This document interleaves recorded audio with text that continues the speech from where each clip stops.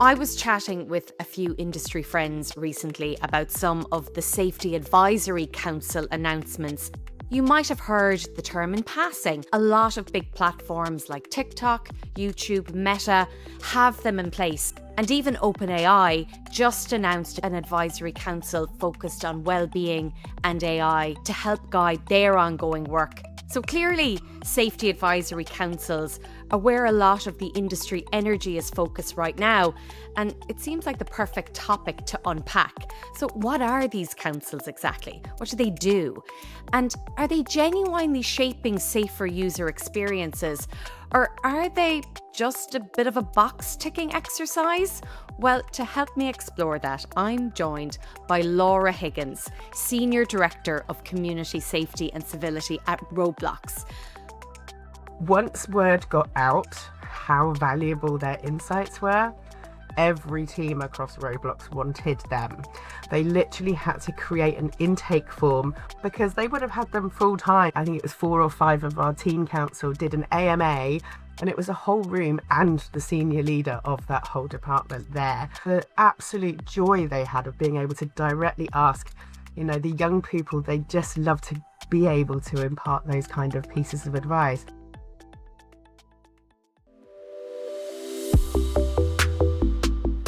The internet wasn't built with safety in mind, but today there's a huge community of online trust and safety experts, not just building the rules, but enforcing them too. I'm Ailish Daly, and this is Trust Issues, insights from the people who keep the internet safe. In each edition, we meet the experts shaping how the world experiences the internet, what's allowed online, what's not, and the future of how platforms will protect people. Let's share knowledge and build a safer internet together. Laura Higgins, welcome to Trust Issues. Oh, thank you for having me, Ailish. Laura, you are an online safeguarding veteran and have spent your career supporting vulnerable people, including setting up helplines.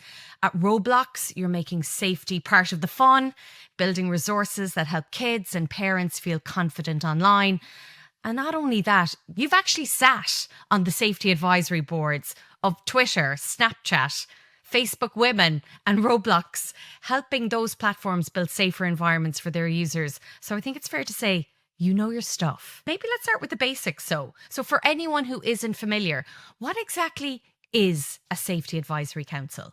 So I think the idea behind it is to really lean into expertise from different viewpoints, hopefully bringing both a global perspective, if that's possible. But I think, we have wonderful people that work at our platform, as do most, but we know what we know. And sometimes you just need a very different perspective or some level of expertise that perhaps we don't have in-house. And having that kind of impartial, critical friendship with some of those people can be really helpful when it comes to kind of unpacking potential risks or things that we haven't necessarily thought about when we are progressing policy or product updates. And Roblox recently announced recruitment for its teen council, and it also launched a new parents council. Maybe you can tell us a bit about these advisory councils. What was the motivation behind expanding these advisory groups? So we've already had, as you mentioned, I was on it going back many years ago, a well-established safety advisory board made up of online safety experts from around the world and data protection experts. Back in 2023, we did a huge project with the Digital Wellness Lab, which is Harvard Medical and Boston Children's Hospital. We had academics, we had other tech platforms, we had online safety people, we had child rights experts. The goal being, how do we really move the needle? How do we make online spaces more safe and civil in 5 years? What have we got to do in terms of policy, product, and education? Because we're all doing so much work, but we just felt nothing was changing. We collated all the results from these workshops, and it culminated in a whole day event we held at Harvard, where we brought some of these experts in the room to really pin down what is the 1 or 2 things that keep coming up that we can do today. And the number one thing that came out of it was meaningful youth participation in platforms where young people are. In other words, we can't make decisions for them. They need a seat at the table, and we need to really, really listen. Now, this work's not new. We know that some, youth boards already existed, but for us, it was put your money where your mouth is. We put out a white paper with this recommendation in it. And so we were like, we really need to make this youth engagement program. And the council is just one part of that. But actually, we have always taken a stance about engaging with our community. We have some of the best, ex-law enforcement dealing with that side of things. We have incredible safety people. We have wonderful policy people. They're all experts in their field. We can make some assumptions about what makes a safe platform. There are some regulatory compliance things that help to keep a safe platform. But actually, to understand our community and what they needed has always been essential. So before we actually did the workshops, we'd already been engaging with our community via things like we have Roblox Developer Conference every year, where we literally bring thousands of these young developers into a space. And through that, we are listening, we are engaging with them. I've actually had the opportunity to engage with some of their chaperones and parents at some of these events. So this conversation's already been happening quite organically. It's really amazing now that we're able to actually bring it together in a more formal capacity. But I've already had very small groups of, the community that I'm like, I just want to sort of have a sounding board idea. Here's something we're thinking of doing. What's your feedback? And that's always been part of our culture at Roblox. Another interesting, where there are some really great examples of how these meaningful collaborations can really play out. Back in 2021, I was invited to join a project with an organization called Headstream. They're a wonderful youth advocacy organization. And they have something that they call the Collab Lab, where they bring together tech executives with youth mentors. So our goal was really to define what well-being looks like, positive well-being in tech. I am still in contact, in fact, had a call yesterday with my team mentor. She was part of the workshops 2 years afterwards. We invited her to really participate and be part of our process for the white paper. And to this day, I'm still in contact with her, and I go and talk to her and ask for her opinion on things. That's how valuable it is, I think.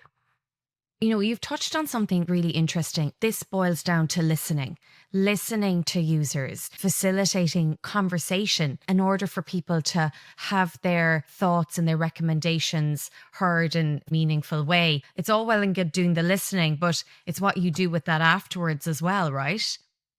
Yeah, very much. I think, firstly, being really respectful of the expertise, the time that these people are committing.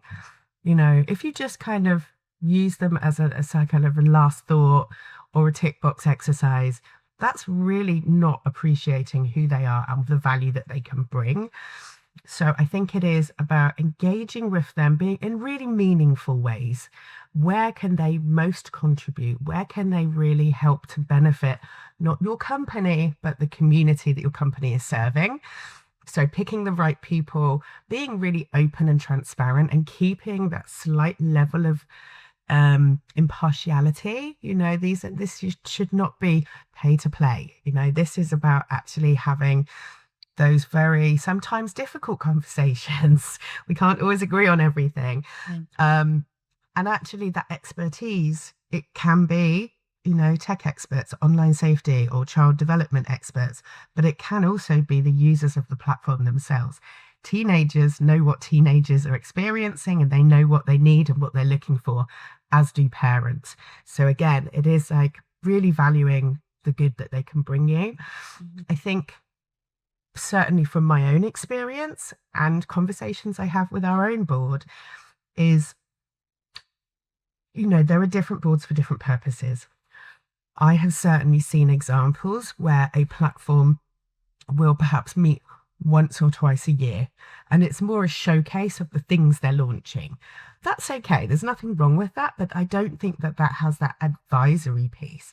The way we approach it is that we bring people on early into product design or policy update. We actually get the people who are running that that piece of work. So the actual program managers or project managers, they come, they do the presentation, they provide the pre-reading material.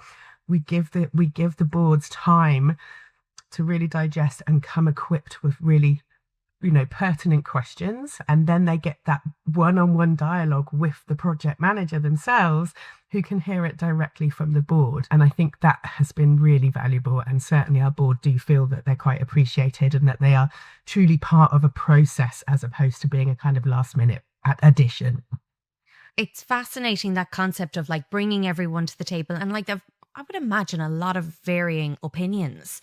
How do you navigate constructive dialogue in those scenarios then? Bringing young people and parents directly into discussions with internal expertise. So certainly one thing I would say is not having parents and kids in the room at the same time, because they will probably have very different views on how things should be.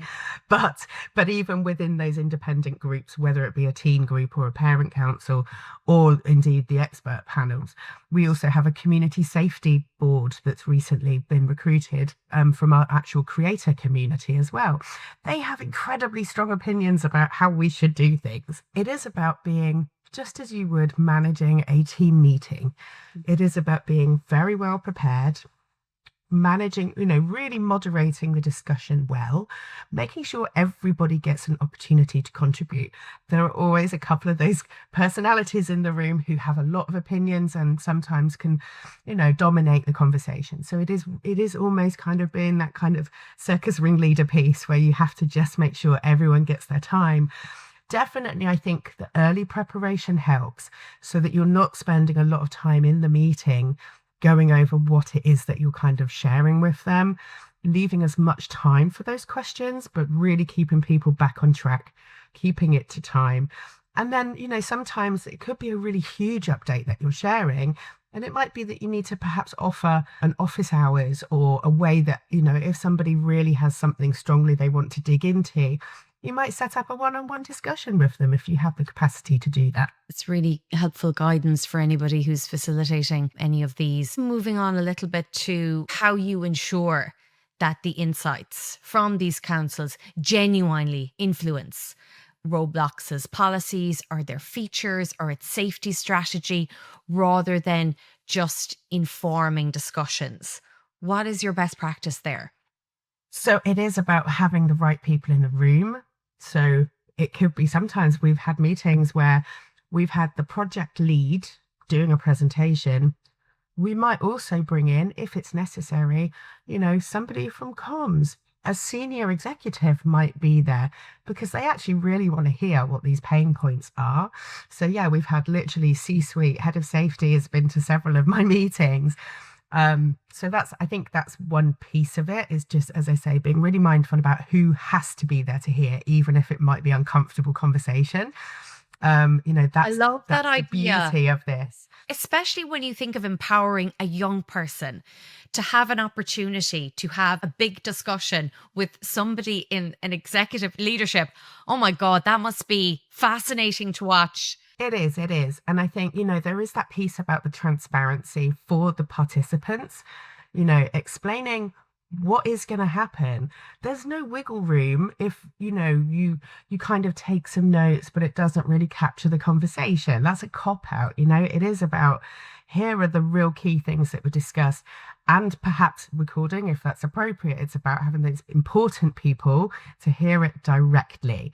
There's no kind of get out there as well. It lends to that kind of openness and willingness to share. One of the things that's just been incredible with our team council. So we've obviously wrapped our first cohort and recruiting for our second, as you mentioned. Once word got out how valuable their insights were, every team across Roblox wanted them. They literally had to create an intake form where teams could request them, because they would have had them full time if they could have done. And these are kids who were at school or college, but it was literally, I was able to join one of these. I was at our head office where our whole communication product team literally filled one of the huge meeting rooms. And I think it was 4 or 5 of our team council did an AMA virtual for them. And it literally was like a whole hour of all of these cross-functional people at Roblox, the absolute joy they had of being able to directly ask, what would you like us to do with this? How do you feel about this product that we have? How does this work for you? How would you tweak it? And it was a whole room and the senior leader of that whole department there. You know, the young people, they just love to be able to impart those kind of pieces of advice. So as these different teams ask for different things, sometimes it's a workshop, sometimes it is a pre-read and that very kind of structured, you know, meeting where we're going to discuss certain topics.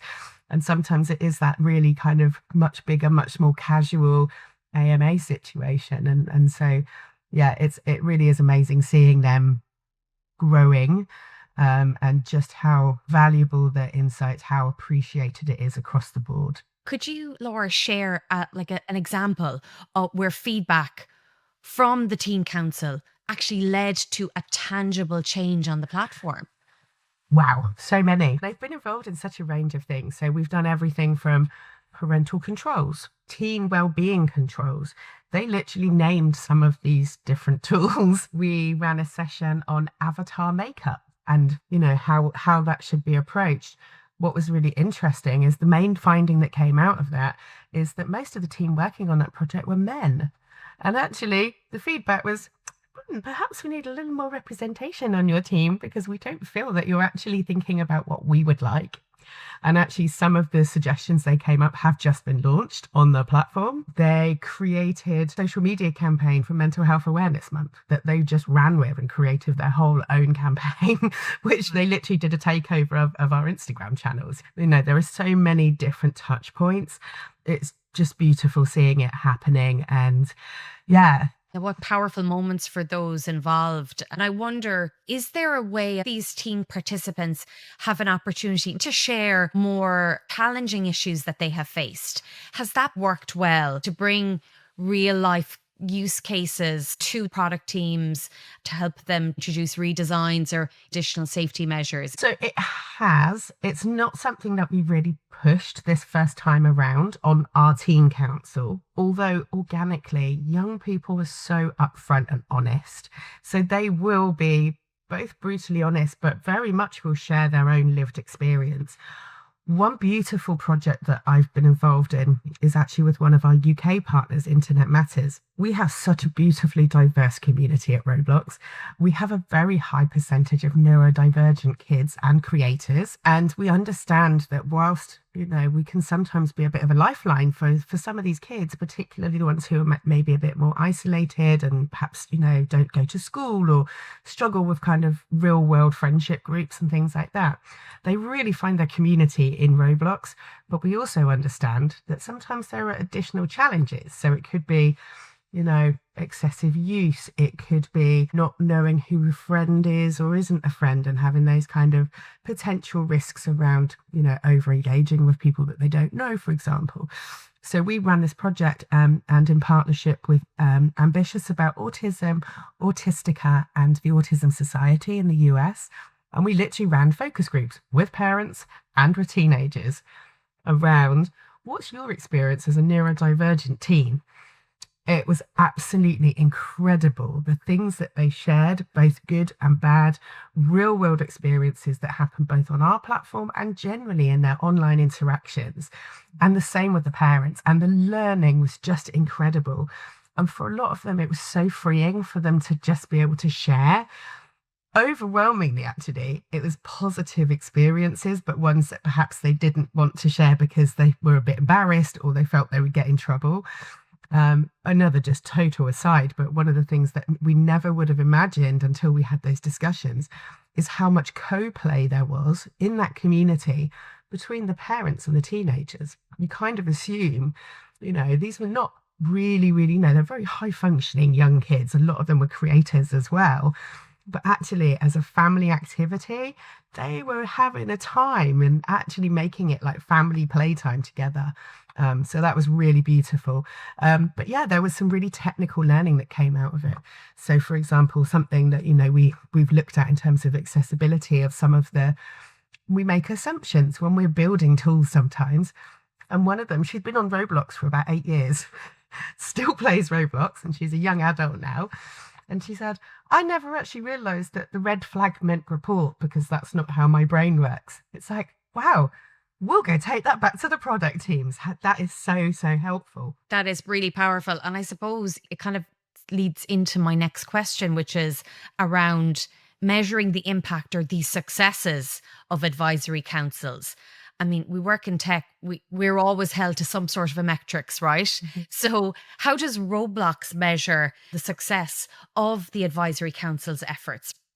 Metrics is a difficult one. It has definitely been the proof in the pudding piece about teams going away and knowing that they are building something the right way so that the actual, once it launches, that young people are going to engage. For example, teen wellbeing tools.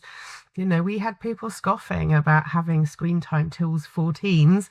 The teens asked for it. They wanted it. It wasn't our idea, you know? So it's those sorts of things. It's like, yeah, we're on the right path. Let's do this. And then obviously it's the take up of whatever they've launched.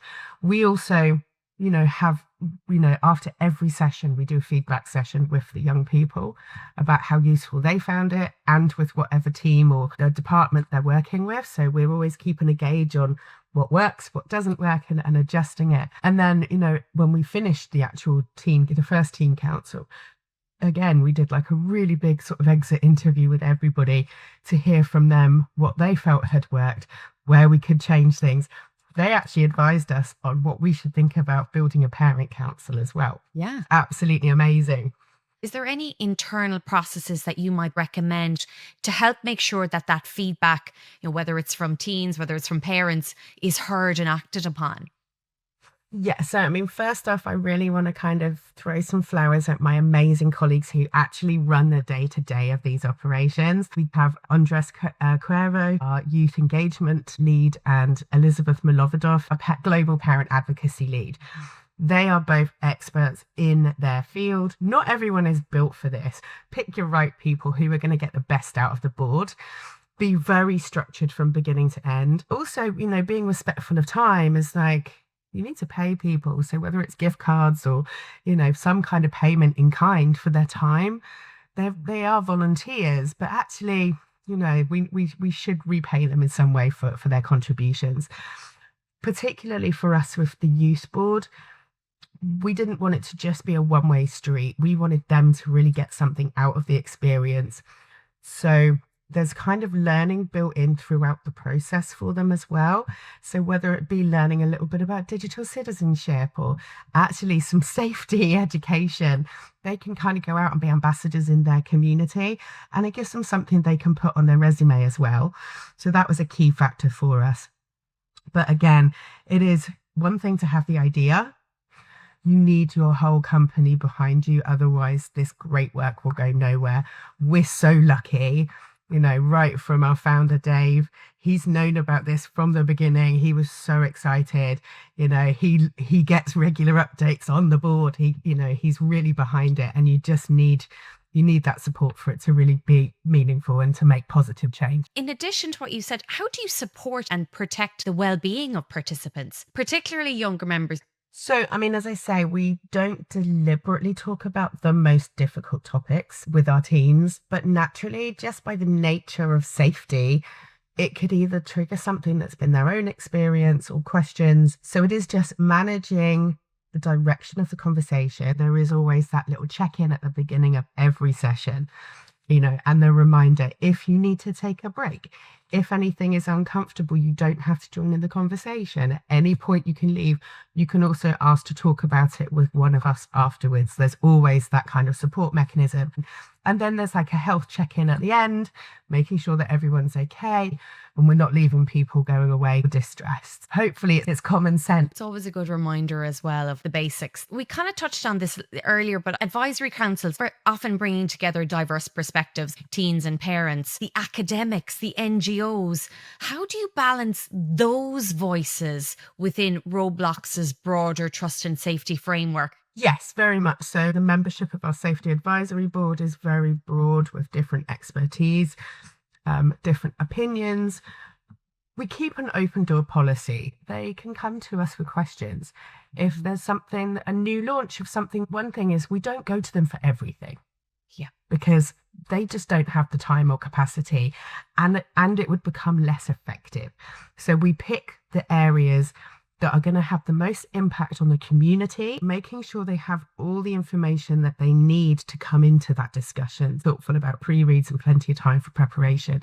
Sometimes people think about things after the meeting, and allowing that space, because they do have very different views, different ways of working, and trying to squeeze it into a 2-hour meeting sometimes just isn't possible.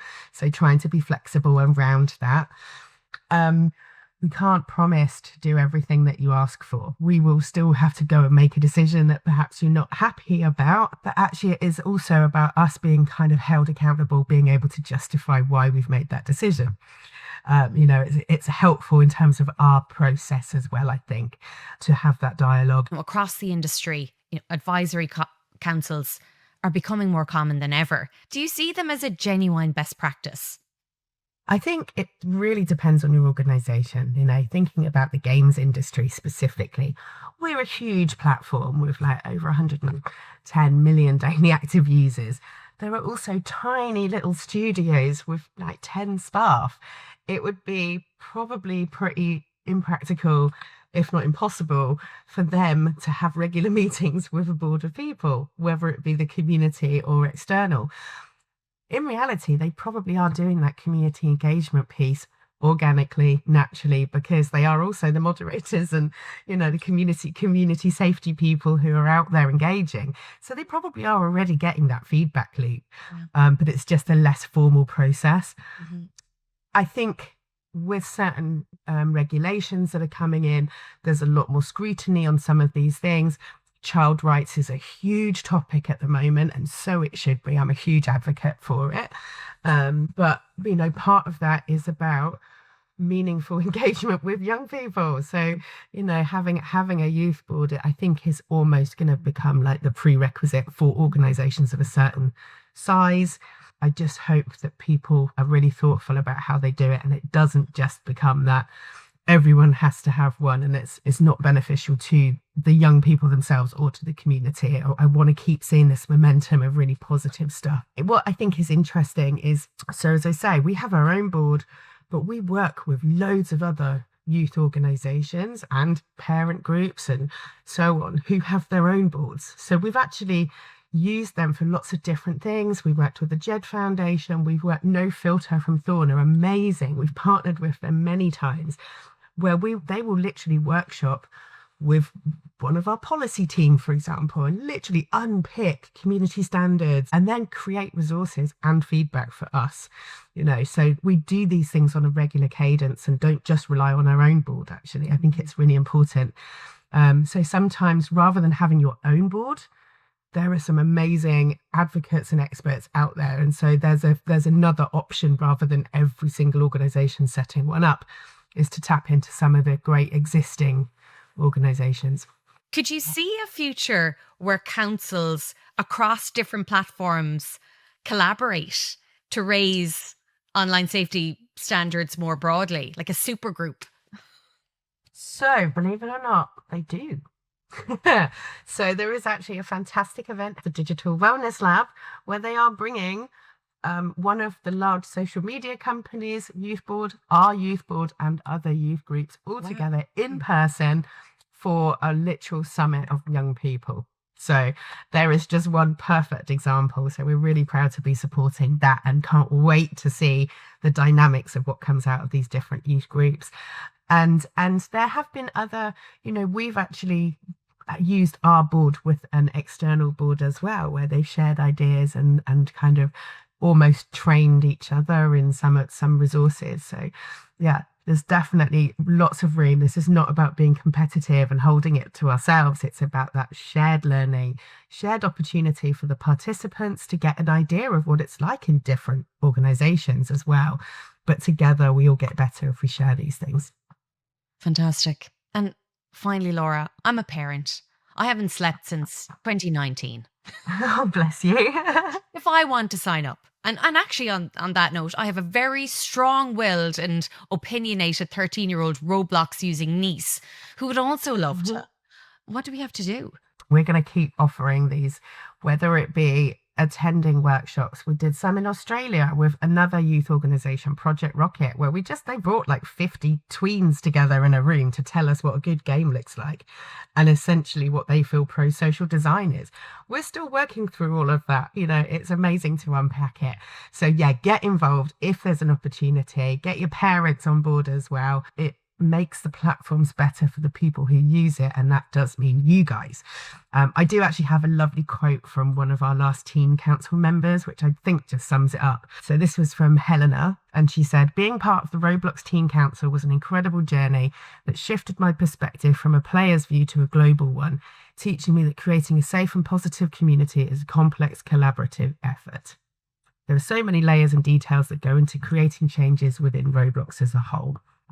That's great. She went away having learned something. I'm really feeling that she contributed and made a difference. So yeah, platforms, go get these people involved. We need to listen and understand to make our platforms better. But definitely if you have opinions, then you need to share them. Laura, thank you so much for joining me and for giving us such an honest look at what meaningful safety collaboration can look like in practice. I think what really stands out is that councils like these, they aren't just ticking a box. They're about listening, learning, and creating space for real voices, especially for young people and parents to shape safer, more empowering experiences.